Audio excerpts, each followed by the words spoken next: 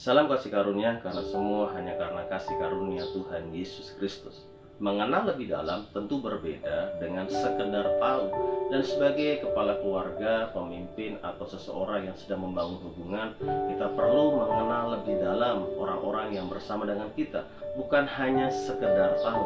Dalam Kejadian pasal 49 ayat 28, itulah semuanya suku Israel, 12 jumlahnya. Dan itulah yang dikatakan ayahnya kepada mereka ketika ia memberkati mereka. Tiap-tiap orang diberkatinya dengan berkat yang diuntukkannya kepada mereka masing-masing. Ketika Yakub hendak meninggal, maka dia memanggil semua anak-anaknya datang, dan Yakub memberkati mereka. Perhatikan, tiap-tiap orang sesuai dengan berkatnya masing-masing. Ini sebuah tanda bahwa Yakub mengenal pribadi setiap anaknya masing-masing.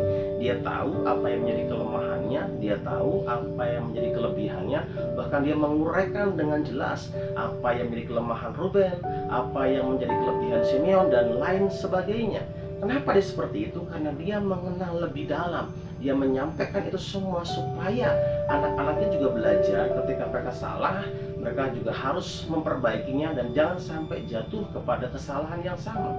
Hal yang sama pun disampaikan kepada Yesus. Yesus mengatakan bahwa gembala mengenal domba-dombanya. Dapat dibayangkan bagaimana domba-domba itu secara fisik hampir sama bentuknya, tetapi seorang gembala tahu dengan persis, mengenal lebih dalam setiap domba-dombanya, bukan sekedar tahu, bahkan domba-dombanya pun juga mengenal gembalanya. Ini sebuah pelajaran penting buat kita semua. Saya pun juga ditegur sebagai seorang suami, saya harus mengenal istri saya dengan lebih dalam, bukan sekedar tahu. Contohnya, saya harus tahu apa yang menjadi kesukaannya, apa yang menjadi yang dia tidak suka, kelebihannya apa, kekurangannya apa. Contoh, ketika dia ulang tahun, saya bisa memberikan sebuah ucapan yang spesial. Itu artinya saya mengenal dia lebih dalam. Bahkan sebagai seorang pemimpin pun saya diajar, saya harus mengenal orang-orang yang saya pimpin dengan baik. Saya harus tahu apa yang menjadi potensinya, kekurangannya, masalahnya apa.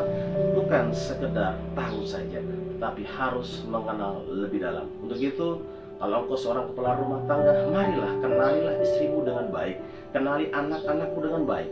Kalau kau seorang pemimpin, mari kenalilah setiap anak-anak yang engkau pimpin, setiap orang-orang yang engkau bina. Engkau harus mengenal lebih dalam dan bukan sekedar tahu. Tuhan Yesus memberkati.